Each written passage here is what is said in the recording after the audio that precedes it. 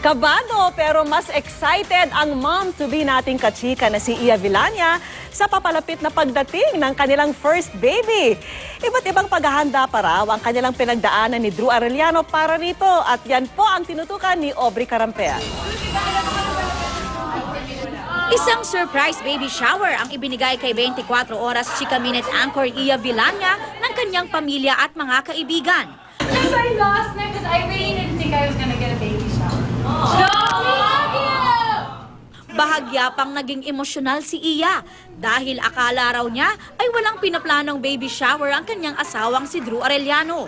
Dumating sina unang hirit host Suzy Abrera at asawang si Paulo.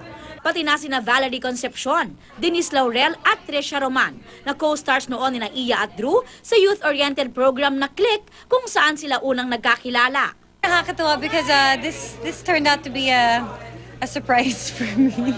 So yeah, nakakatuwa lang na yung mga friends ko nandito.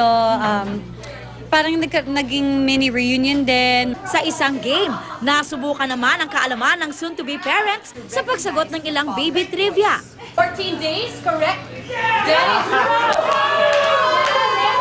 Antonio Primo ang napili raw nilang pangalan para sa kanilang first baby. My younger brother and I, we were just joking of a very macho name, you know, like Masculine name. very masculine name. Antonio Primo came out. Antonio kasi is my dad's name. So, Antonio Primo, parang like, Pero kailangan sabihin mo yung may With gig gusto, yung with- Antonio Primo.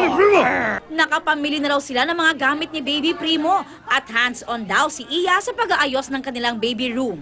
Nag-enroll din daw sila sa ilang birthing class at panayang basa ng mga libro at articles.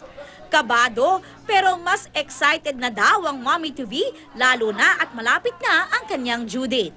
Ang iniisip ko na lang, ang sinasabi nilang isipin mo na lang Iya kahit sobrang sakit na yon, yung tuwa kapag nakita mo na yung baby mo. So doon kami sobrang excited. Aubrey Carampel updated sa Showbiz Happenings.